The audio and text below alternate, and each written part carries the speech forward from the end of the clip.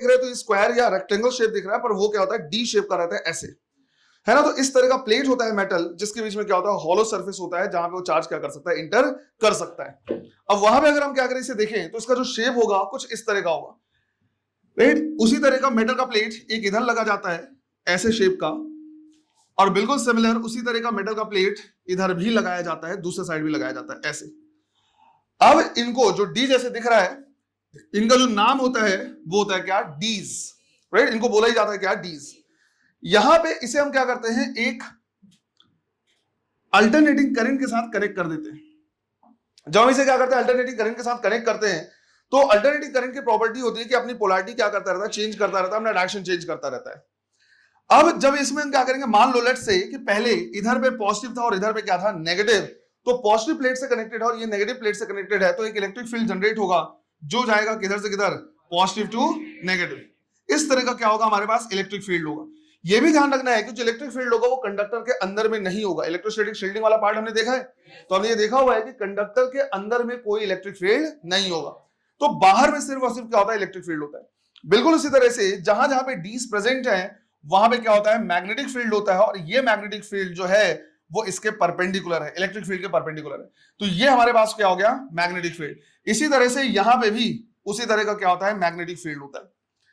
अब समझना ये है कि जब हमें क्या करना है, किसी चार्ज पार्टिकल को एक्सेलरेट कराना है, तो चार्ज पार्टिकल को सबसे पहले रखा जाता है कहां पे, सेंटर पे। लेट्स अज्यूम कि हमारे पास पॉजिटिव चार्ज पार्टिकल है, उसको हमने क्या किया, सेंटर में रख दिया। कहां पे प्रेजेंट है ये, इलेक्ट्रिक फील्ड में। इलेक्ट्रिक फील्ड में प्रेजेंट होने की वजह से इस पे क्या लगता है, एक फोर्स लगता है Q इंटू ई। उस फोर्स की वजह से ये क्या करता है, एक्सेलरेट करता है, और एक्सेलरेट करके इंटर कर जाता है किसमें, डीज के अंदर या मैग्नेटिक फील्ड में। मैग्नेटिक फील्ड में कैसे इंटर किया, परपेंडिकुलर। परपेंडिकुलर इंटर करने की वजह से इसका जो पाथ होगा वो कैसा होगा, सर्कुलर, राइट। इसमें एक फोर्स लगेगा और फोर्स लग के ये क्या होगा, सर्कुलर पाथ लेगा, और सर्कुलर पाथ लेके घूमेगा, लेकिन घूमते हुए क्या हो जाएगा, बाहर निकल जाएगा। अब ध्यान इस बात का रखना है कि जिस टाइम पे ये बाहर निकलेगा, ठीक उसी टाइम पे इसकी पोलैरिटी क्या हो जानी चाहिए, चेंज हो जानी चाहिए। एग्जैक्टली उसी टाइम पे जब ये क्या होगा, यहां पे पहुंचेगा, ठीक उसी टाइम पे पोलैरिटी चेंज हो गई। जब इसकी पोलैरिटी क्या हुई, चेंज हुई, तो अब इलेक्ट्रिक फील्ड का डायरेक्शन क्या हो गया, चेंज हो गया। इलेक्ट्रिक फील्ड जो पहले राइट हैंड साइड था, अब वो हो जाएगा लेफ्ट हैंड साइड, जिसकी वजह से इस पे फोर्स लगेगा किधर, लेफ्ट हैंड साइड, और ये अपनी वेलोसिटी और इंक्रीज करके क्या करेगा, इंटर करेगा। अपनी वेलोसिटी क्यों इंक्रीज करेगा, क्योंकि इस पे फोर्स लग रहा है, फोर्स लगने की वजह से वेलोसिटी इंक्रीज हुआ, इंक्रीज करके इंटर कर गया कहां, डीज के अंदर। जैसे परपेंडिकुलर इंटर करेगा, फिर से क्या करेगा, ये मुड़ेगा सर्कुलर पाथ, और सर्कुलर पाथ लेके वापस आएगा। जिस टाइम पे ये वापस बाहर निकला, ठीक उसी टाइम पे इसकी पोलैरिटी फिर से क्या हो जाएगी, बदल जाएगी। अब यहां पे इलेक्ट्रिक फील्ड और मैग्नेटिक फील्ड दोनों अपना अपना काम कर रहे हैं। जो इलेक्ट्रिक फील्ड है वो बार बार इसको क्या करा रहा है, एक्सेलरेट करा रहा है, और एक्सेलरेशन की वजह से इसकी वेलोसिटी कंटिन्यूअसली क्या हो रही है, बढ़ती जा रही है।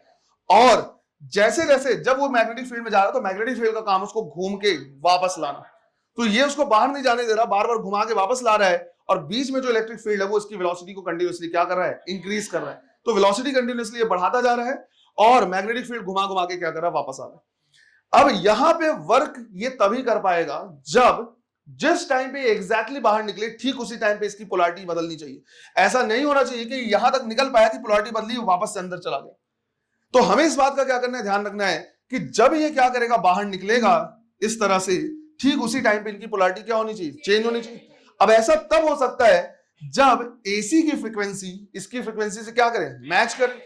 तो हम कहेंगे कि अगर एसी की फ्रीक्वेंसी इसके फ्रीक्वेंसी से, जो क्या कर रहा है, सर्कुलर मोशन कर रहा है, उसकी फ्रीक्वेंसी से अगर क्या करेगा, मैच करेगा, तभी ऐसा पॉसिबल है। अब जो इसकी फ्रीक्वेंसी है, कल हमने क्या किया, देखा है कि सर्कुलर मोशन में जो टाइम पीरियड लिखते हैं 2πm/qb, तो फ्रीक्वेंसी लिखा जा सकता है क्या, qb डिवाइड बाई 2πm, और यही एसी की भी फ्रीक्वेंसी होनी चाहिए। अब ये वर्क इसलिए कर पा रहा है क्योंकि भले इसकी वेलोसिटी क्या हो जाए, इंक्रीज हो जाए, भले इसका रेडियस बढ़ जाए, लेकिन घूमने वाले पार्टिकल की जो फ्रीक्वेंसी है वो चेंज नहीं होगी। ये हमेशा qb डिवाइड बाई 2πm ही रहेगा। चार्ज पे डिपेंड कर रहा है, फील्ड पे डिपेंड कर रहा है, और मास पे डिपेंड कर रहा है। वेलोसिटी कम हो चाहे ज्यादा हो, रेडियस कम हो चाहे ज्यादा हो, उसकी फ्रीक्वेंसी सेम रहेगी। अगर ऐसा होता, थोड़ी देर के लिए इमेजिन करो कि वेलोसिटी बढ़ने के साथ फ्रीक्वेंसी बढ़ जाती या घट जाती, तो इसकी फ्रीक्वेंसी वेरी करने लगती, इसकी फ्रीक्वेंसी वेरी करती। क्या एसी का फ्रीक्वेंसी वेरी करवा पाते हैं हम? नहीं। एसी तो जब हम लगाते तो किसी एक फिक्स फ्रीक्वेंसी का लगाते हैं, तब ये वर्क नहीं करता। ये वर्क अभी इसलिए कर पा रहा है क्योंकि जो एसी की फ्रीक्वेंसी है है ना, वही फ्रीक्वेंसी मैच करा देते हैं किसकी, पार्टिकल की, और पार्टिकल की वेलोसिटी कम हो चाहे ज्यादा हो उसकी फ्रीक्वेंसी नहीं चेंज होगी। अगर उसकी फ्रीक्वेंसी चेंज नहीं होगी तो वो एसी के साथ क्या करता रहेगा, अपनी फ्रीक्वेंसी ऐसे बदलता रहेगा, पोलैरिटी बदलता रहेगा और वेलोसिटी क्या करता जाएगा, इंक्रीज करता जाएगा। अगर कभी ये पूछे कि एक साइक्लोट्रॉन का प्रिंसिपल क्या है, राइट, अगर कभी ये पूछे कि एक साइक्लोट्रॉन का प्रिंसिपल क्या है, तो हम यही लिखेंगे कि जो सर्कुलर पाथ में ऑब्जेक्ट क्या कर रहा है, मूव कर रहा है, उसकी फ्रीक्वेंसी वेलोसिटी पे या रेडियस पे डिपेंड नहीं करती। वेलोसिटी बढ़ती जाएगी फिर भी वो उतने ही फ्रीक्वेंसी से क्या करेगा, घूमेगा, और जिस फ्रीक्वेंसी से घूमेगा उसी फ्रीक्वेंसी में एसी को सेट कर देंगे, ये उसी को क्या करता रहेगा, एक्सेलरेट कराता रहेगा। इसी को कभी कभी अलग अलग टाइम से लिखा जाता है। जैसे एक बार क्वेश्चन आया था कि भाई इसका प्रिंसिपल क्या है, तो ये लिखा होता कि जो टाइम पीरियड है वो काइनेटिक एनर्जी पे डिपेंड नहीं करता। आंसर बिल्कुल सही है, अगर वेलोसिटी पे डिपेंड नहीं कर रहा है तो काइनेटिक एनर्जी पे भी डिपेंड नहीं करेगा। फ्रीक्वेंसी नहीं बदल रहा है तो टाइम पीरियड भी नहीं बदलेगा। तो प्रिंसिपल जो हो गया वो हम लिखेंगे क्या, frequency does not depend upon velocity और रेडियस ऑफ पाथ। उस पाथ का रेडियस क्या हो, वेलोसिटी क्या हो, उससे कोई फर्क नहीं पड़ता। किसी के मन में आ रहा होगा सर लेकिन इसने तो हाफ सर्कल कंप्लीट किया है ना, किसी के मन में सर हाफ सर्कल कंप्लीट हो रहा है तो फ्रीक्वेंसी से कैसे मैच करेगा। तो बेटा एसी की फ्रीक्वेंसी, एसी का एक साइकिल तब कंप्लीट होगा जब वो पॉजिटिव से नेगेटिव हो और फिर नेगेटिव से पॉजिटिव हो। तो जितने टाइम में इसने हाफ सर्कल कंप्लीट किया है, इसने भी पॉजिटिव से नेगेटिव पोलैरिटी चेंज की, इसका भी हाफ साइकिल कंप्लीट हुआ। फिर जितने टाइम में ये वापस आया, ये पूरा सर्कल कंप्लीट हो गया, ठीक उसी टाइम पे इसका भी नेगेटिव टू पॉजिटिव, तो इसका भी एक साइकिल कंप्लीट होता है और इसका भी पूरा एक साइकिल क्या होता है, कंप्लीट होता है। दोनों का अपना अपना काम है, मैग्नेटिक फील्ड को रोटेट कर करके वापस लाना और इलेक्ट्रिक फील्ड को वेलोसिटी क्या करना, इंक्रीज करना। क्लियर है ये? तो परपेंडिकुलर मैग्नेटिक और इलेक्ट्रिक फील्ड का एक एप्लीकेशन हमारे पास क्या है, साइक्लोट्रॉन, है ना। चलो इसे नोट करो, क्वेश्चंस करने हैं, क्वेश्चन लिखना है।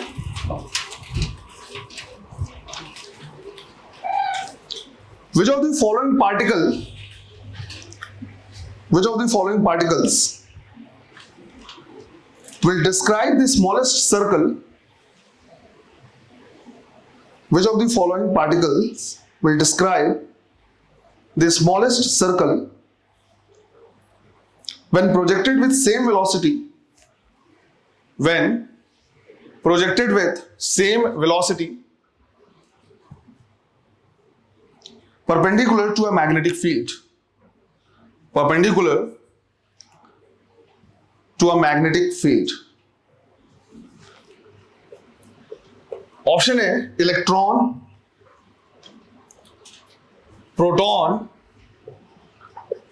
Helium plus and lithium plus. Helium plus and lithium plus. Electron क्या आएगा आंसर, इलेक्ट्रॉन। इसमें बोला हुआ है सेम वेलोसिटी से हम क्या कर रहे हैं, प्रोजेक्ट कर रहे हैं, तो R इज इक्वल टू क्या लिखेंगे, mv divide by qb। Same velocity से प्रोजेक्ट कर रहे हैं, सेम मैग्नेटिक फील्ड में, सबके चार्जेस क्या है, सेम है। हाँ ये बात अलग है कि इलेक्ट्रॉन का चार्ज और बाकी चार्ज क्या है, अपोजिट है, बट मैग्नीट्यूड वाइज सेम है। तो v सेम है, q सेम है, b सेम है, तो हम लिखेंगे R क्या हो जाएगा, डायरेक्टली प्रोपोर्शनल टू m। जिसका मास इनमें सबसे कम होगा उसका जो सर्कल होगा वो भी क्या होगा, सबसे कम। सबसे कम मास किसका है, इलेक्ट्रॉन का, तो आंसर हमारा क्या होगा, इलेक्ट्रॉन। अच्छा समझो इसको, लेट से ऐसा दिया हुआ है कि यहां पे हमारे पास क्या है, एक मैग्नेटिक फील्ड है, राइट, एक इस तरह का क्या है, मैग्नेटिक फील्ड है। अब इस मैग्नेटिक फील्ड में हमने क्या किया, तीन अलग अलग पार्टिकल को सेम वेलोसिटी से प्रोजेक्ट किया है। जब हमने अलग अलग पार्टिकल को सेम वेलोसिटी से प्रोजेक्ट किया तो जो पहला पार्टिकल था वो इस तरह से गया, जो दूसरा पार्टिकल है वो ऐसे गया है, और जो तीसरा पार्टिकल है वो इस तरह से गया। ये तीन के क्या है, पाथ है। अब इसमें बोला हुआ है कि इनमें से कोई एक पार्टिकल जो है वो है इलेक्ट्रॉन, दूसरा जो पार्टिकल है वो गिवन है प्रोटॉन, और एक गिवन है हीलियम प्लस। ऐसे करके तीन रैंडम पार्टिकल दे दिया। ये पूछा हुआ है कि हमें आइडेंटिफाई करना है कि कौन सा पाथ किसको क्या करेगा, रिप्रेजेंट करेगा, है ना। जो कौन सा पाथ है वो किस पार्टिकल को रिप्रेजेंट करेगा, ये हमें आइडेंटिफाई करना है। अब इसमें भी इस चीज का ध्यान रखना है कि उसने सेम क्या बोलते हैं, वेलोसिटी से क्या क्या प्रोजेक्ट किया है, या सेम मोमेंटम से किया है, सेम काइनेटिक एनर्जी से किया है। लेट्स से मैंने बोला कि भाई इनमें सबकी वेलोसिटी क्या है, सेम है, तो हम लिखेंगे R इज इक्वल टू क्या, mv डिवाइड बाई क्यों भी? बी सेम है, वी सेम है, क्लियर है? इसमें चार्ज अगर हम देखें तो चार्ज भी सबका सेम है मैग्नीट्यूड वाइज, तो हम लिखेंगे जो आर है ये डायरेक्टली प्रोपोर्शनल किसके? एम के। अब एक चीज समझना है कि इनमें से इलेक्ट्रॉन तो हम तुरंत बता सकते हैं क्योंकि दोनों पॉजिटिव चार्ज है और ये तीसरा जो है यही क्या है? एक नेगेटिव चार्ज है। और नेगेटिव चार्ज के लिए जो पाथ होगा वो क्या होगा? एग्जैक्टली अपोजिट होगा। कभी भी अगर ऐसे निकालना है कि भाई डिफ्लेक्शन किधर होगा, तो हमेशा राइट हैंड थंब रूल से क्या करो? ये निकालो कि पॉजिटिव चार्ज किधर जाएगा। पॉजिटिव चार्ज पे जिधर भी फोर्स लग रहा है नेगेटिव चार्ज के लिए एग्जैक्टली क्या कर देना है? अपोजिट कर देना है। तो मान लो जैसे मैंने बोला कि भाई इनकी जो वेलोसिटी ऐसे है, अब पॉजिटिव चार्ज के लिए मैं निकालूंगा तो v क्रॉस b से फोर्स किधर लग रहा है? ऊपर। पॉजिटिव चार्ज ऊपर जाएगा, नेगेटिव चार्ज नीचे। तो इलेक्ट्रॉन हमने क्या कर लिया? तुरंत आइडेंटिफाई कर लिया कि ये थर्ड वाला है। बचा ये दोनों। अब इन दोनों में एक प्रोटॉन हो सकता है और एक हीलियम हो सकता है। अब हम कहेंगे कि भाई चार्ज सेम है तो रेडियस ऑफ कर्वेचर डिपेंड करेगा किस पे? मास पे। जिसका मास जितना ज्यादा होगा उसका रेडियस ऑफ कर्वेचर उतना ही ज्यादा होगा। इनमें से किसका ज्यादा रेडियस दिख रहा है? सेकंड वाले का। ये पहला वाला छोटे रेडियस में घूम रहा है, दूसरा वाला बड़े रेडियस में घूम रहा है, तो इसका मास ज्यादा होना चाहिए। तो हम कहेंगे ये होना चाहिए हीलियम प्लस और ये होना चाहिए क्या? प्रोटॉन। कभी कभी पूछेगा डिफ्लेक्शन एंगल, तो जो स्ट्रेट लाइन में जा रहा था वहां से जो क्या करेगा? डिफ्लेक्ट होगा, वही कहलाएगा डिफ्लेक्शन एंगल। जिसका रेडियस ऑफ कर्वेचर छोटा होगा उसके लिए डिफ्लेक्शन एंगल क्या होगा? ज्यादा होगा। ये ज्यादा डिफ्लेक्ट हो गया। जिसका रेडियस ऑफ कर्वेचर कम होगा, सॉरी ज्यादा होगा, उसका डिफ्लेक्शन एंगल क्या होगा? कम होगा। तो कभी कभी डिफ्लेक्शन एंगल भी क्या करता है? बोलता है ना? तो यहां से जो स्ट्रेट लाइन जा रहा था वहां से जितना डिफ्लेक्ट हो गया वही क्या कहलाएगा? Deflection angle. क्लियर है ये? तो ऐसे क्वेश्चन भी क्या होते हैं? काफी पूछता है। इसका लैंग्वेज लिख लो, है ना? इसका लैंग्वेज लिखो। इसमें लिखना है three charge particles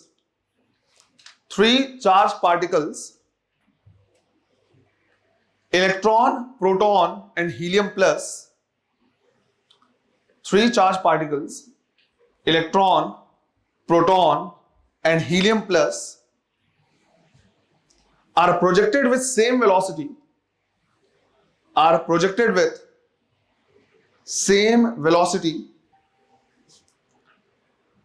in a magnetic field perpendicular to magnetic field. Projected with same velocity perpendicular to magnetic field. Then identify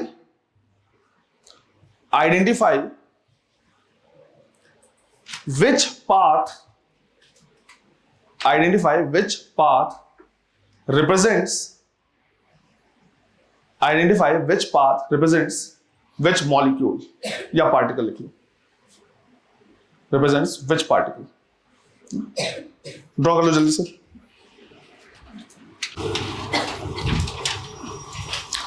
A beam consisting of proton and electrons,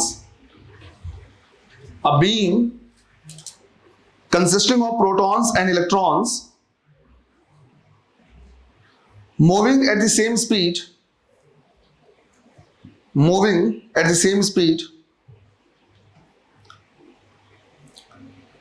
goes through a magnetic field,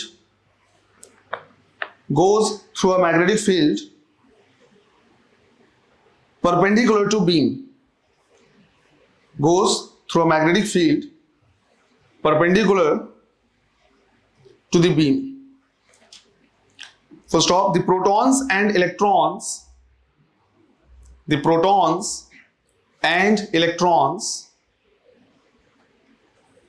option A, will go undeviated,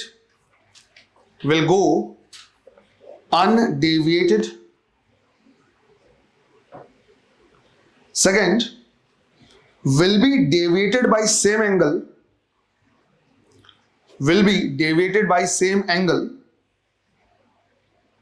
and will not separate,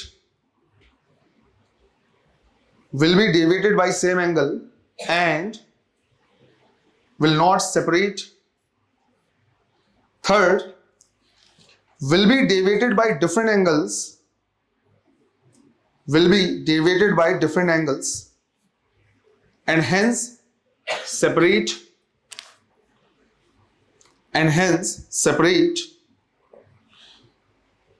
fourth, will be deviated by same angle,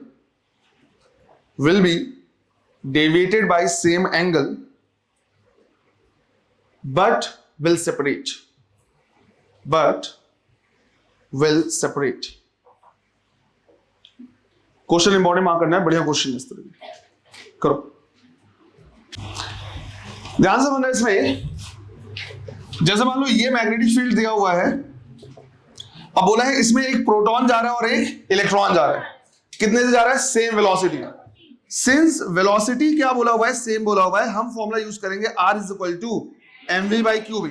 दोनों charge के हिसाब से same है, same magnetic field है, same velocity है, तो radius directly proportional होगा किसके, m के, मास के। अब जब इसमें हम क्या करेंगे, प्रोटॉन को रिलीज करेंगे, जब प्रोटॉन को क्या करेंगे, मूव कराएंगे, तो प्रोटॉन का मास ज्यादा होने की वजह से रेडियस का कर्वेचर भी क्या होगा, ज्यादा होगा, तो रेडियस ऑफ कर्वेचर इसका ज्यादा होगा। जबकि इलेक्ट्रॉन की अगर हम बात करेंगे तो रेडियस ऑफ कर्वेचर क्या होगा, कम होगा, साथ ही साथ अपोजिट डायरेक्शन में जाएगा। दोनों को अगर हम क्या करेंगे, चेक करेंगे, तो दोनों का जो डेविएशन एंगल है वो क्या होगा, अलग अलग होगा। तो हम कहेंगे क्योंकि दोनों का रेडियस अलग अलग है तो डेविएशन एंगल भी अलग अलग होगा, तो आंसर जाएगा कि दोनों सेपरेट होंगे और डेविएशन क्या होगा, अलग होगा। अगर सेम क्वेश्चन क्या कर दूं, मैं चेंज कर दूं और मैं बोलूं कि इन्हीं दोनों को हमने सेम मोमेंटम से क्या कराया, प्रोजेक्ट कराया है। अब सेकंड में हम ये बोल दे रहे हैं कि दोनों का जो मोमेंटम है वो क्या है, सेम। अगर दोनों को सेम मोमेंटम से हम क्या कराएंगे, प्रोजेक्ट कराएंगे, तो फॉर्मूला यूज करेंगे R is equal to P divide by QB। दोनों का मोमेंटम सेम है, चार्ज वाइज दोनों सेम है, सेम मैग्नेटिक फील्ड में, तो दोनों का जो रेडियस ऑफ कर्वेचर होगा वो भी क्या हो जाएगा, सेम हो जाएगा। तो दोनों का रेडियस ऑफ कर्वेचर क्या होगा, सेम होगा, लेकिन अगेन चार्ज अलग अलग होने की वजह से दोनों का डायरेक्शन क्या होगा, अलग होगा। यहां पे डेविएशन एंगल अगर थीटा है तो यहां भी डेविएशन एंगल क्या होगा, थीटा। और अगर क्वेश्चन ये होता तो आंसर कौन सा जाता, फिर डी, कि दोनों का क्या होगा, डेविएशन एंगल सेम होगा, लेकिन उसके बावजूद दोनों सेपरेट होंगे। तो इस चीज का ध्यान रखना है और केयरफुल रहना है कि क्वेश्चन में वेलोसिटी सेम बोला है या मोमेंटम सेम बोला है या काइनेटिक एनर्जी सेम बोला है, क्योंकि सबके हिसाब से आंसर क्या हो जाएंगे, अलग अलग होंगे। क्लियर है ये? तो इसमें क्या कर लेना है, इसी क्वेश्चन को लिख लेना है ना, इसी में लैंग्वेज लिखना है। If in the above problem, if in the above problem momentum of proton and electron is same, proton and electron is same, then, है ना, वापस से चारों ऑप्शन लिखने की जरूरत नहीं, आंसर हमारा कौन सा होगा, डी वाला होगा, है ना। और ये डायग्राम ड्रॉ कर सकते हो, करो। A particle moves in a region, a particle moves in a region having parallel electric field and magnetic field.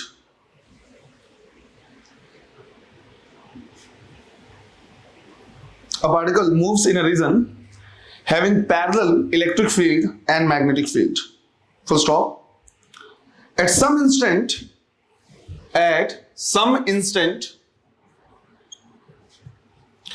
velocity of particle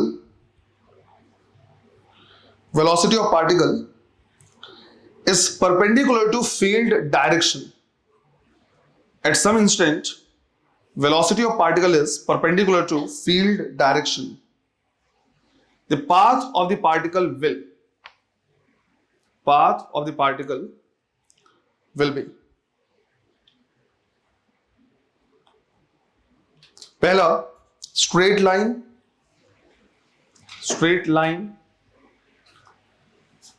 second a circle,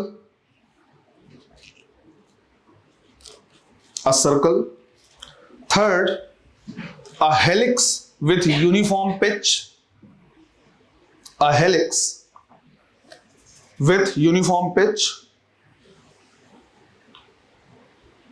fourth a helix with non-uniform pitch,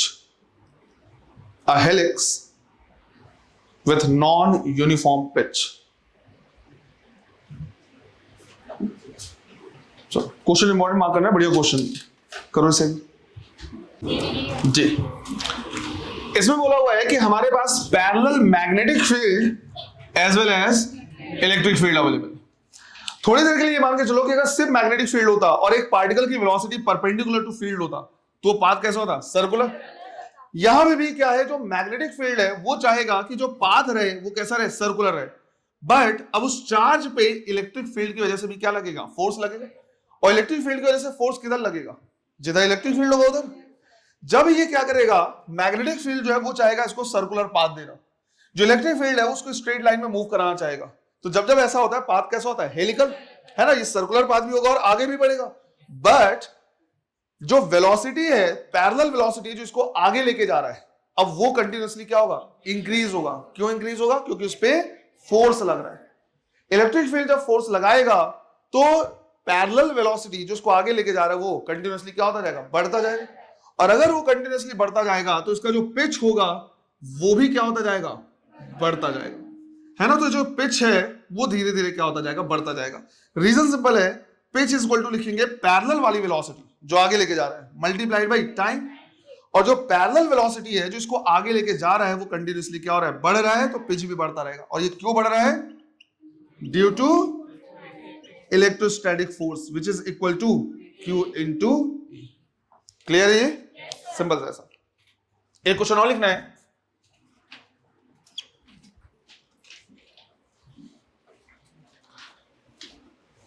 a charge particle moving in a gravity free space, a charge particle moving in a gravity free space does not change its velocity, does not change its velocity. Which of the following cases, which of the following cases is -r possible? Which of the following cases is -r possible? Answer एक से ज्यादा सही हो सकते हैं, है ना। ये चार ऑप्शन दिए हुए, बोला कौन कौन से ऑप्शन सही हो सकते हैं, ये चेक करना है, करो। कौन सा आंसर आ रहा है, फर्स्ट, सेकेंड, थर्ड भी। देखो इसमें बोला है कि वो जो चार्ज पार्टिकल है उसकी वेलोसिटी चेंज नहीं हो रही। वेलोसिटी चेंज नहीं होने का मतलब उस पर लगने वाला नेट फोर्स क्या होगा, जीरो। तो अगर कोई फील्ड ही प्रेजेंट नहीं है तो किसी भी टाइप का कोई फोर्स नहीं लगेगा, तो ये हो सकता है। सेकेंड, इलेक्ट्रिक फील्ड प्रेजेंट नहीं है तो इलेक्ट्रिक फोर्स नहीं लगेगा। मैग्नेटिक फोर्स प्रेजेंट है, मैग्नेटिक फील्ड प्रेजेंट है, क्या मैग्नेटिक फील्ड प्रेजेंट है तो फोर्स लगेगा ही लगेगा, ऐसा भी जरूरी नहीं है, क्योंकि मैग्नेटिक फोर्स डिपेंड करता है वेलोसिटी पे भी और एंगल पे भी। अगर ऐसा हुआ कि मैग्नेटिक फील्ड और वेलोसिटी एक दूसरे के पैरेलल हो गए, पहला केस, तो क्या फोर्स लगेगा, नहीं लगेगा। या ऐसा हुआ कि चार्ज पार्टिकल प्रेजेंट है पर मूव नहीं कर रहा, मान लो, इसमें तो नहीं होगा, पर अगर ऐसा भी हो गया कि चार्ज पार्टिकल मैग्नेटिक फील्ड में प्रेजेंट है पर मूव नहीं कर रहा, क्या फोर्स लगेगा, नहीं। तो इलेक्ट्रिक फील्ड फोर्स नहीं लगा रहा है। और हो सकता है कि पैरेलल हो, तो पैरेलल हो तो मैग्नेटिक फील्ड होने के बावजूद उस पर कोई फोर्स, तो ये भी आंसर हो सकता है। थर्ड में अगर जाए तो इलेक्ट्रिक फील्ड नॉन जीरो, अगर इलेक्ट्रिक फील्ड नॉन जीरो है तो चार्ज पे फोर्स लगेगा ही लगेगा, कुछ भी हो, चाहे रेस्ट में हो, चाहे मूव करे, चाहे कोई भी डायरेक्शन से कोई मतलब ही नहीं, क्यों इंटू ही लगेगा ही लगेगा, तो फोर्स लगेगा ही लगेगा, मतलब ये पॉसिबल। फोर्थ, दोनों है उसके बावजूद फोर्स ना लगे, हो सकता है क्या, वेलोसिटी सेलेक्टर, यही तो पढ़ाया था। वेलोसिटी सेलेक्टर में परपेंडिकुलर इलेक्ट्रिक फील्ड और मैग्नेटिक फील्ड है, पर उसके बावजूद ऐसे चार्ज हो सकते हैं जिसमें नेट फोर्स क्या हो, जीरो। तो ऐसे सारे चार्ज जिनकी वेलोसिटी E/B के रेशियो के बराबर होगा, परपेंडिकुलर इलेक्ट्रिक फील्ड और मैग्नेटिक फील्ड में नेट फोर्स कितना एक्सपीरियंस करेगा, जीरो एक्सपीरियंस करेगा। भले अवेलेबल हैं पर हो सकता है कि उस पर नेट फोर्स जीरो हो, है ना। इसमें एग्जांपल में तुम लिख सकते हो, जो वेलोसिटी सेलेक्टर सिखाया हुआ है वो यही है। क्लियर है ये, चलो करो इसे। नेक्स्ट क्वेश्चन लिखना है,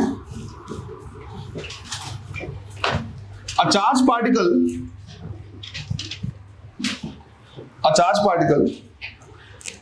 moving in a possible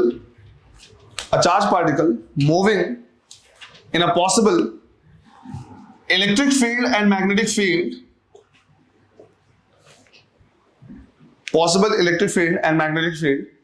describes a circular path,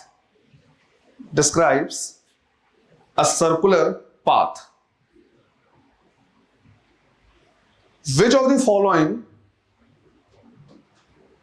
the following is -r possible? Which of the following is -r possible?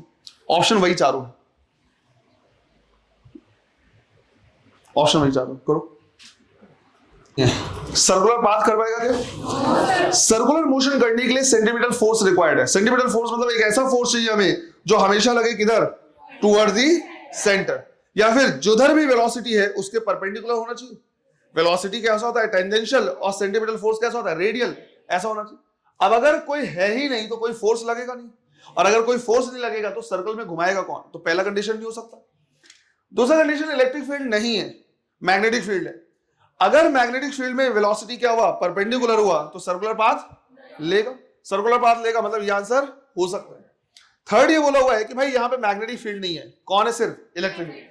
Electric field की वजह से लगने वाला फोर्स हमेशा कैसा होता है, राइट, स्ट्रेट लाइन में लगेगा। जिधर वेलोसिटी होगा या तो उसके तरफ या तो एग्जैक्टली उसके अपोजिट। कभी भी ये टेंजेंशियल नहीं हो, सॉरी सेंट्रीपिटल नहीं हो सकता, और सेंट्रीपिटल नहीं हो सकता तो सर्कुलर मोशन नहीं होगा। अगर दोनों प्रेजेंट है, अगर तुम परपेंडिकुलर इंटर करा भी दोगे तो ये जो होगा वो क्या करेगा, वेलोसिटी को डिफ्लेक्ट कर देगा, या तो हेलिकल पाथ दे देगा या किसी और तरीके का क्या करेगा, पाथ देगा। तो इसमें भी पॉसिबल नहीं है। सिर्फ और सिर्फ क्या रहेगा, अगर मैग्नेटिक फील्ड प्रेजेंट है और उसमें परपेंडिकुलर इंटर किया तभी सर्कुलर पाथ हो सकता है। क्लियर है ये? तो आंसर इसका सिर्फ एक ही होगा। नेक्स्ट क्वेश्चन लिखना है, a proton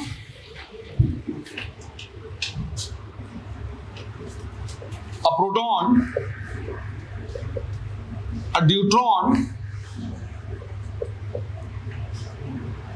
and an alpha particle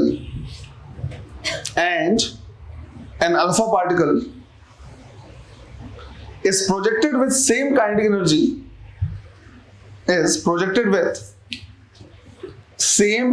energy, perpendicular to a magnetic field.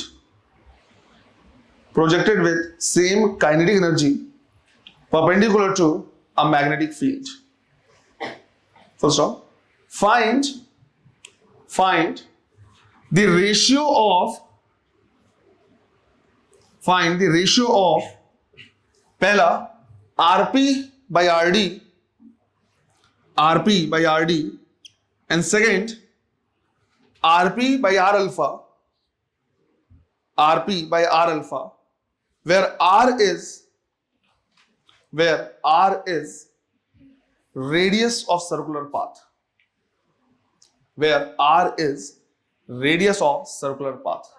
है ना? तो पहले में प्रोटॉन और ड्यूट्रॉन के रेडियस का रेशियो निकालना है और दूसरे में प्रोटॉन और अल्फा पार्टिकल का रेशियो निकालना है। करो, पहले का आंसर आ रहा है कितना, 1/√2। गुड। सेकंड का 1/1। देखो पहला हमें क्या करना है, निकालना है आरपी और आरडी का रेशियो। एक चीज समझना है कि इसमें बोला हुआ है सेम काइनेटिक एनर्जी से इंटर कराया। सेम काइनेटिक एनर्जी से इंटर कराया तो हम फॉर्मूला कौन सा यूज करेंगे, √2mk डिवाइड बाई क्यूबी। हम कहेंगे कि देखो k सेम है, d सेम है ना, 2 सेम है, तो यहां से जो रेडियस हो जाएगा वो डायरेक्टली प्रोपोर्शनल जाएगा √mk और इनवर्सली प्रोपोर्शनल किसके, q के। ये निकालेंगे। अब पहला अगर हम लिखेंगे आरपी और आरडी का रेशियो तो हम यहां से लिखेंगे mass of proton divide by mass of deuteron multiplied by charge of deuteron divide by charge of proton. अब ड्यूट्रॉन जो है वो क्या है, प्रोटॉन का ही या हाइड्रोजन का ही क्या है, आइसोटोप है। उसमें कहा अगर हम मास देखें तो उसका जो मास होता है वो कितना होता है, 2 टाइम्स मास ऑफ प्रोटॉन लिख सकते हैं। इसी तरह से अगर चार्ज की बात करें तो चार्ज दोनों का क्या होता है, सेम होता है, तो charge of deuteron charge of proton के बराबर ही होगा। ये टर्म यहां से कैंसिल होगा, ये कैंसिल होगा और आंसर कितना आएगा, 1/√2। सेकंड अगर हम क्या करें देखिए तो सेकंड में लिखा हुआ है आरपी बाई आर अल्फा। क्या होता है अल्फा पार्टिकल, हीलियम का न्यूक्लियस, राइट। हीलियम का ही जो न्यूक्लियस होता है जब वो हाई एनर्जी के साथ क्या करता है, काइनेटिक एनर्जी के साथ मूव करता है, उसी को बोलते हैं अल्फा पार्टिकल, है ना। और हीलियम न्यूक्लियस को 2He4 लिख सकते हैं। यहां से अगर हम देखें तो वापस से वही लिखेंगे कि भाई mass of proton divide by mass of alpha particle multiplied by charge of alpha particle divide by charge of proton. Mass of alpha particle जो है वो 4 टाइम्स हो जाएगा मास ऑफ प्रोटॉन, राइट। 4 होता है, 2He4 होता है, multiplied by charge of alpha particle क्या होगा, डबल होगा, तो 2 times of charge of proton divide by charge of proton. ये कैंसिल होगा और ये कैंसिल होगा। 1/4 का स्क्वायर रूट कितना 1/2 मल्टीप्लाइड बाई 2/1 कितना आएगा आंसर 1:1। अगेन इंपॉर्टेंट मार्क करना है, इस पैटर्न का क्वेश्चन कई बार पूछा हुआ है। कभी सेम मोमेंटम से इंटर कराएगा, कभी सेम वेलोसिटी से इंटर कराएगा, सबके लिए आंसर क्या होंगे अलग अलग होंगे। क्लियर है ये? नेक्स्ट क्वेश्चन लिखना है, a charge of 2 microcoulomb, a charge of 2 microcoulomb moving with velocity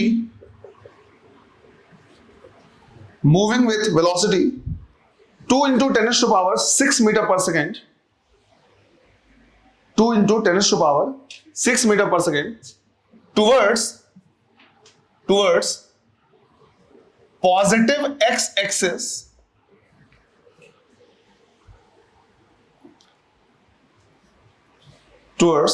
x-axis enters in a magnetic field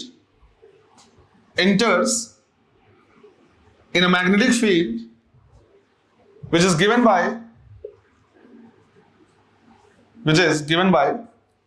b vector is equal to 0.2 j cap plus 0.4 k cap Tesla, 0.2 j cap plus 0.4 k cap Tesla. First off, find the force experienced by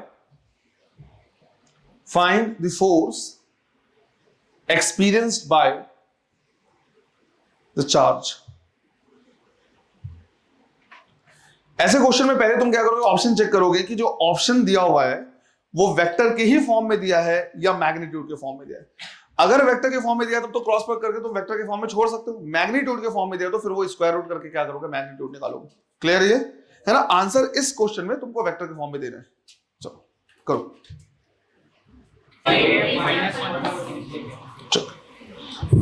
देखो तो cross product का question है, बिल्कुल formula based है कि अगर हमें क्या करना है, फोर्स निकालना है तो हम लिखेंगे Q multiplied by V cross B। Q की वैल्यू है 2 माइक्रोकूलम, तो हम लिखेंगे 2 into 10 to the power -6। Velocity को मैं वेक्टर के फॉर्म में लिख सकता हूं क्योंकि डायरेक्शन दिया है पॉजिटिव x एक्सिस, तो हम इसे लिखेंगे क्या 2 into 10 to the power 6 I cap multiplied by B। तो B है कितना 0.2 j cap plus 0.4 k cap.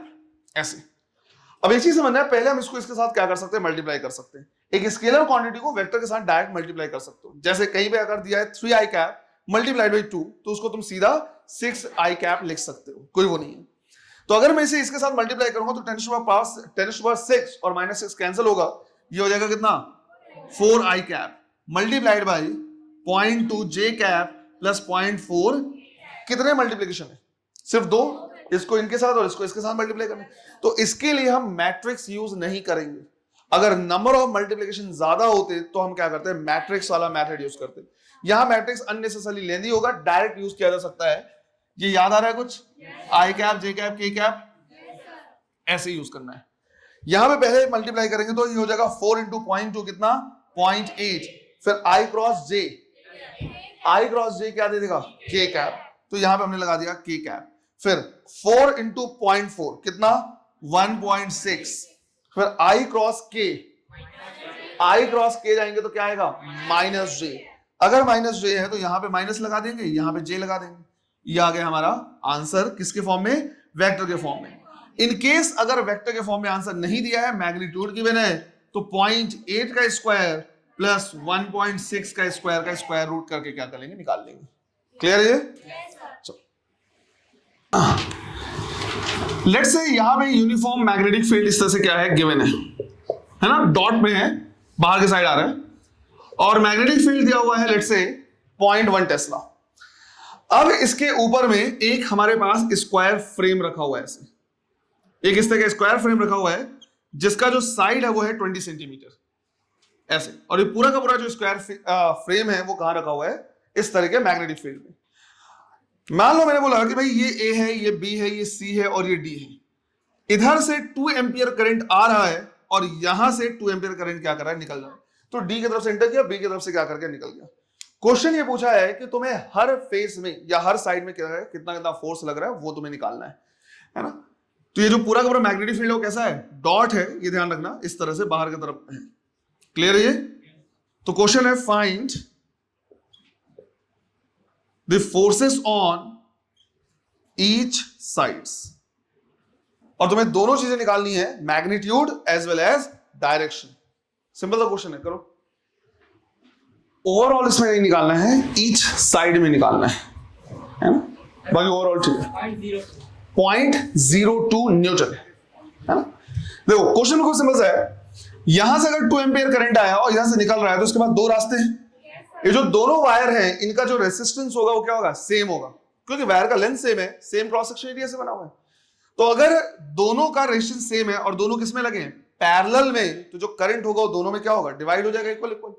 तो 2 एम्पियर करंट जो होगा वो डिवाइड हो जाएगा, 1 एम्पियर ऐसे जाएगा और रिमेनिंग 1 एम्पियर जो होगा वो यहां से जाएगा। तो हर एक साइड में कितना कितना करंट है, 1 एम्पियर का है। यहां से हम क्या करेंगे, निकालेंगे, तो सिंस सबका लेंथ सेम है, करंट सेम है, सेम मैग्नेटिक फील्ड में है, फोर्स भी सब में क्या लगेगा, सेम लगेगा, और हम लिखेंगे क्या, ILB sin थीटा। यहां से लिखे तो करंट हो गया 1, लेंथ हो गया कितना 0.2, लेंथ हो गया कितना 0.2 मीटर, और मैग्नेटिक फील्ड कितना है 0.1 मल्टीप्लाइड बाई साइन 90, क्योंकि ये फ्रेम जिस उसमें रखा हुआ है, प्लेन में रखा हुआ है, मैग्नेटिक फील्ड उसके क्या है, परपेंडिकुलर, राइट, परपेंडिकुलर आउटवर्ड। तो यहां से अगर हम फोर्स निकालें तो ये हो जाएगा कितना 0.02 न्यूटन। फिर डायरेक्शन भी बोला हुआ है, डायरेक्शन निकालेंगे किससे, राइट हैंड थंब रूल से। तो ये हो गया करंट, ये हो गया इधर, किधर आएगा, डाउनवर्ड। तो इसमें जो फोर्स लगेगा वो लगेगा डाउनवर्ड डायरेक्शन में, इसमें भी फोर्स डाउनवर्ड में लगेगा। इसी तरह से बाकी दोनों साइड में अगर हम क्या करें, निकालें, तो ये हो गया I क्रॉस B, मतलब L क्रॉस B, किधर आएगा, लेफ्ट हैंड साइड। तो इस पे भी फोर्स लगेगा लेफ्ट हैंड साइड, इस पे भी फोर्स लगेगा किधर, लेफ्ट हैंड साइड। देखो ये क्वेश्चन क्या है, काफी सिंपल सा है। यही क्वेश्चन इंटरेस्टिंग बन सकता है, बढ़िया बन सकता है, अगर इसको थोड़ा सा हम क्या करते हैं, चेंज कर दें। क्वेश्चन ऐसे चेंज कर रहे हैं, वैल्यू मान लो सेम लिया हमने, है ना, मान लो मैंने, हो सकता है किसी को डॉट अच्छे से उसमें नहीं दिख रहा हो, तो मैं यहां पे क्रॉस बना दे रहा हूं, उससे कोई फर्क नहीं पड़ना है ना, बस जो फोर्स का डायरेक्शन वो क्या कर देना है, चेंज कर देना है। तो लेट्स से मैंने बोला कि इसमें क्रॉस मैग्नेटिक फील्ड है जिसकी वैल्यू कितनी है, 0.1 टेस्ला। यहां पे हमने क्या किया है, उसी तरह का एक स्क्वायर फ्रेम रखा है, उसी तरह का हमने क्या किया, स्क्वायर फ्रेम रखा है जिसका साइड कितना है, 20 सेंटीमीटर। तो साइड 20 सेंटीमीटर है, बट इसका एक साइड जो है उसका क्रॉस सेक्शन एरिया क्या है, अलग है। मटेरियल सेम है लेकिन क्रॉस सेक्शन एरिया क्या है, सेम, अलग अलग है। इधर का क्रॉस सेक्शन एरिया अगर A है तो लेट्स से इधर का क्रॉस सेक्शन एरिया कितना है, 3A, ऐसे बोला हुआ है। उसके बाद ये गिवन है कि भाई इधर से ऐसे करंट आ रहा है, इधर से जा रहा है, करंट इधर से बोला हुआ है कि 2 एम्पियर करंट आ रहा है और इधर से 2 एम्पियर करंट क्या कर रहा है, जा रहा है। क्वेश्चन सेम है कि हर एक साइड में क्या करना है, फोर्स निकालना है। ये बोल दिया है A, ये B, ये C और ये D। अब क्या डिफरेंस होगा, क्रॉस सेक्शनल एरिया अलग अलग होने की वजह से इनका जो रेसिस्टेंस होगा वो क्या हो जाएगा, अलग। अगर रेजिस्टेंस अलग है तो करंट क्या होगा, अलग अलग जाएगा। कितना कितना करंट जाएगा वो तुम्हारी जिम्मेदारी निकालना है, उसके बाद कितना फोर्स लगेगा वो निकालना है। एक लाइन लिख लेना है, in the given diagram, in the given diagram material of wire is same, material of wire is same, but the cross sectional area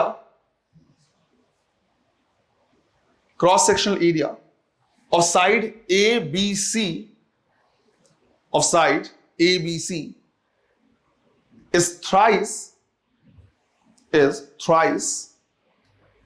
the cross sectional area of side, thrice the cross sectional area of side ADC, ADC, है ना? करो करो,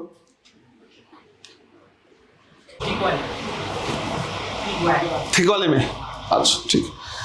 देखो अब main इसमें क्या करना है, देखना है कि भाई करंट का जो डिस्ट्रीब्यूशन हो जाएगा वो क्या हो जाएगा, अलग अलग हो जाएगा। अब करंट का डिस्ट्रीब्यूशन कैसे लेना है, देखो लेंथ तो सेम है और हमें पता है जो हम रेजिस्टेंस लिखते हैं वो क्या लिखते हैं, फॉर्मूला R = ρL/A, है ना। लेंथ सेम है, सेम मटेरियल से बना है, तो रेजिस्टेंस इनवर्सली प्रोपोर्शनल हो जाएगा किसके, A के। अब मैं यहां पे बोल रहा हूं कि अगर जिसका क्रॉस सेक्शनल एरिया A है, इसका रेजिस्टेंस मान लिया कितना R, तो जिसका क्रॉस सेक्शन एरिया 3a है उसका रेजिस्टेंस कितना होगा R/3 है ना, इसका रेजिस्टेंस कितना हो जाएगा R/3, 3 टाइम्स करेंगे तो रेजिस्टेंस हो जाएगा। अब दोनों किसमें लगे हुए हैं, पैरेलल में, और पैरेलल में पोटेंशियल की वैल्यू क्या होती है, कांस्टेंट होती है। पोटेंशियल की वैल्यू कांस्टेंट है तो हम लिखेंगे V = IR, ये क्या हो गया कांस्टेंट, तो जो I होगा वो इनवर्सली प्रोपोर्शनल हो जाएगा किसके, R के। जिनको ऐसे समझ में नहीं आ रहा तुम इसको ऐसे ड्रॉ कर सकते हो, राइट, अगर विजुलाइज करना चाहो प्रॉपर तरीके से कि सर क्या हो रहा है तो ऐसे तुम ये मान सकते हो कि इसका रेजिस्टेंस है R, इसका रेजिस्टेंस है कितना R/3, और इधर से क्या है 2 एम्पियर करंट जा रहा है, तुमको निकालना है I1 और I2, ये निकालना है। अगर इतना कर लिया तो बाकी बन जाएगा। तो मान लो इधर ही सॉल्व कर ले हम कि भाई I1 की अगर वैल्यू निकालेंगे तो इनवर्स रेशियो में डिवाइड होगा, I1 = क्या लिखेंगे I, और यहाँ पे R2 / R1 + R2, ऐसे। अगर तुमको प्रॉब्लम जा रहा है तो तुम इसको R ले लो तो ये 3R हो जाएगा, और इजी हो जाएगा सॉल्व करना, सिंपल सा है। अगर वैसा दिक्कत है तो इसको, क्योंकि ये 3 टाइम्स है, अगर तुम इसको R कंसिडर करोगे तो ये कितना हो जाएगा 3R, ऐसा कर सकते हो। तो लेट्स से ये हमने बोल दिया ये R है और ये क्या है 3R, अब निकाल सकते हो। यहां से देखेंगे 2 एम्पियर, R2 मतलब R, और नीचे में 3 और ये 4R, इससे ये कैंसिल और कितना आ जाएगा, राइट, ½ एम्पियर। तो ऊपर वाले में जिसका रेजिस्टेंस ज्यादा है इसमें जो करंट जाएगा वो कितना जाएगा, ½ एम्पियर, 0.5 एम्पियर, ये 0.5 एम्पियर इधर से आएगा, रिमेनिंग कितना बचा 1.5 एम्पियर, वो ऐसे जाएगा, है ना, ऐसे। अब सिर्फ और सिर्फ जो डिफरेंस दिख रहा है मुझे वो दिख रहा है करंट का। तो अगर मैं क्या करूं, निकालूं किसमें, ADC वाले में, तो अगर हम इसमें क्या करेंगे, फोर्स निकालेंगे AD एंड DC में, तो F = लिखेंगे I की वैल्यू कितनी है 0.5 multiplied by length 0.2 multiplied by B 0.1, और 90 की वैल्यू, sin 90 की वैल्यू कितनी हो जाएगी 1, है ना। तो 0.5 इंटू 0.2 इंटू ये कितना हो जाएगा, ये 5 10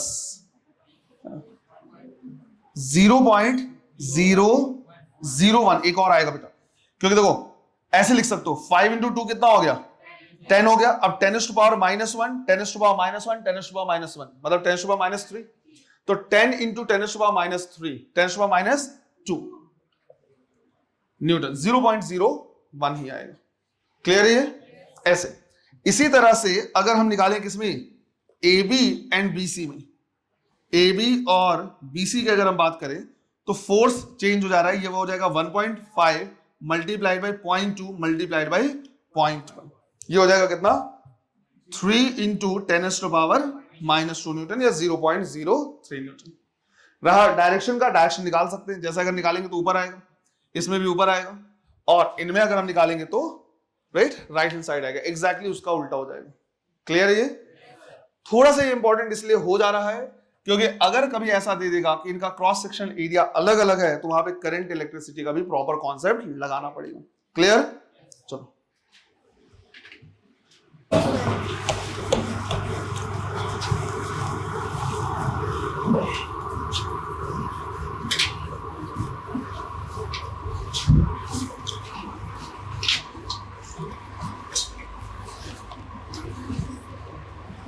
देखिए,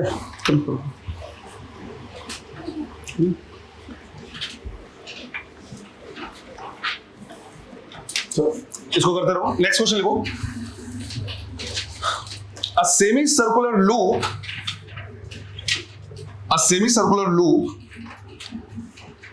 of radius 5 centimeter, a semicircular loop of radius 5 centimeter carrying a current 2 ampere, carrying a current 2 ampere is placed perpendicular to a magnetic field of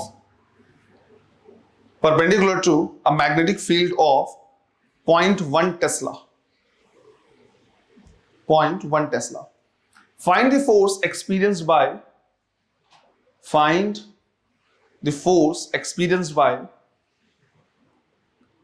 this loop. Find the force experienced by this loop. क्या रहा है 0.02 Newton. इसमें ऐसे दिया हुआ है कि let's say यहां पे क्रॉस मैग्नेटिक फील्ड है और मैग्नेटिक फील्ड की वैल्यू गिवन है 0.1 टेस्ला। इसमें हमने क्या किया है, एक सेमी सर्कुलर लूप रखा है इस तरह से जिसका रेडियस गिवन है 5 सेंटीमीटर और इसमें जो करंट फ्लो हो रहा है वो कितना हो रहा है 2 एम्पियर। अब इस चीज का ध्यान रखना है कि इसमें इंटायर लेंथ नहीं लेना है, जो इंटायर लेंथ है वो कितना है पाई आर है, पर वो हमें नहीं लेना है। रीजन सिंपल सा है कि इंटायर लेंथ से अगर तुम फोर्स निकालोगे तो हर जगह पे फोर्स का डायरेक्शन तो टेंजेंशियल लेंगे, सॉरी करंट का डायरेक्शन तो टेंजेंशियल लेंगे।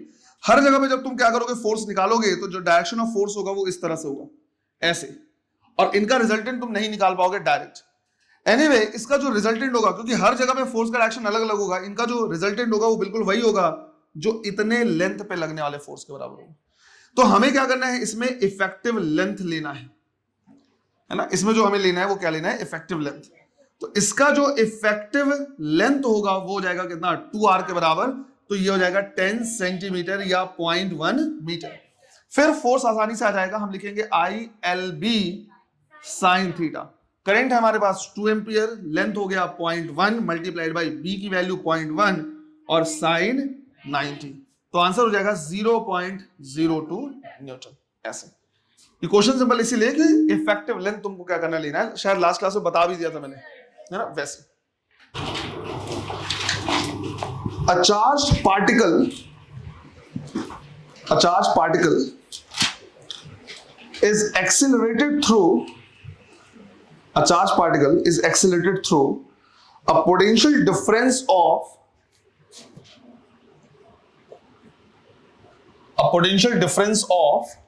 12 kilovolt and acquires a speed of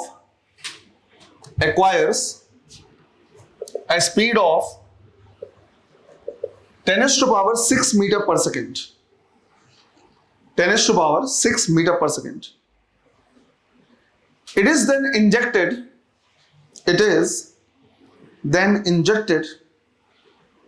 perpendicularly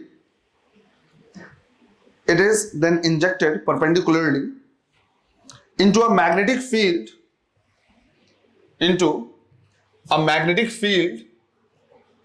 of 0.2 Tesla. Find the radius of circle described by it.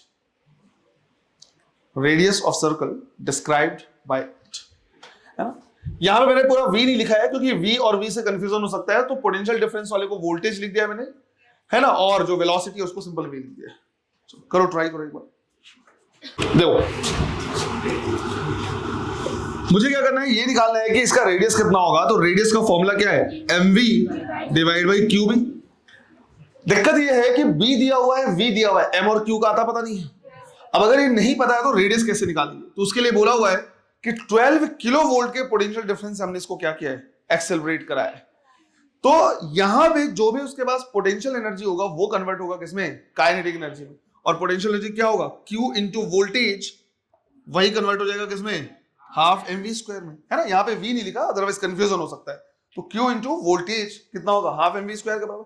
यहां से मैं m बाई क्यू का रेशियो निकाल सकता हूं। अगर मैं यहां से m डिवाइड बाई क्यू निकालूं तो ये कितना हो जाएगा, 2 multiplied by voltage divide by v square, यही हो जाएगा, है ना। 2 इधर आ जाएगा, v स्क्वायर नीचे आ जाएगा, m बाई क्यू का रेशियो आ गया। इक्वेशन नंबर 2 को हम पुट कर देंगे कहां पे, इक्वेशन नंबर 1 में। तो हमने यहां से लिखा फ्रॉम इक्वेशन 1 एंड 2 जो रेडियस है वो है m बाई क्यू, और m बाई क्यू कितना हो गया, 2 इंटू वोल्टेज मल्टीप्लाइड बाई, ऊपर में यहां पे v था, नीचे में यहां पे क्या आएगा, v square q into v। इससे ये टर्म कैंसिल हो जाएगा, तो हमारे पास बचा 2 मल्टीप्लाइड बाई वोल्टेज, तो 12 into 10 to power 3 kilo volt दिया ना, तो वोल्ट में लिखेंगे। नीचे में वेलोसिटी वाला है, वेलोसिटी कितना है, 10 टू पावर 6। एक चार्ज कहां से है, अच्छा m बाई क्यू की ही वैल्यू लिखनी है ना हमें, सॉरी यहां पे ये नहीं रहेगा क्योंकि यहां पे m बाई क्यू की पूरी वैल्यू लिख दी, तो क्या बचा, v और b बचा, तो ये एक v यहां है और ये b यहां है, सिंपल ऐसा। और नीचे में साथ में क्या है, b है, मैग्नेटिक फील्ड। मैग्नेटिक फील्ड कितना है 0.2। यहां से अगर हम क्या करेंगे, सॉल्व करेंगे तो यह आ जाएगा 10, 10⁴ हो गया, 10⁻6 ऊपर जाएगा तो -6 हो गया, तो -2 बचा, तो 12 इंटू 10⁻2 या फिर 0.12 मीटर। क्लियर है ये? एक और करना है, एक क्वेश्चन और करना है, क्वेश्चन लिख लो उसको फिर नोट कर लेना। A particle moves in a circle of diameter. A particle moves in a circle of diameter 1 centimeter. 1 centimeter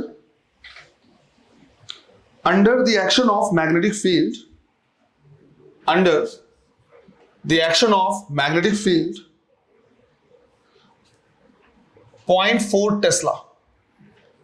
Under the action of magnetic field 0.4 Tesla. Full stop. An electric field of 200 volt per meter.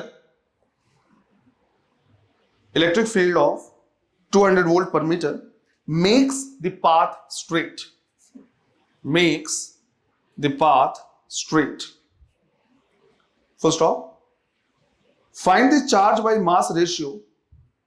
Find the charge by mass ratio of the particle.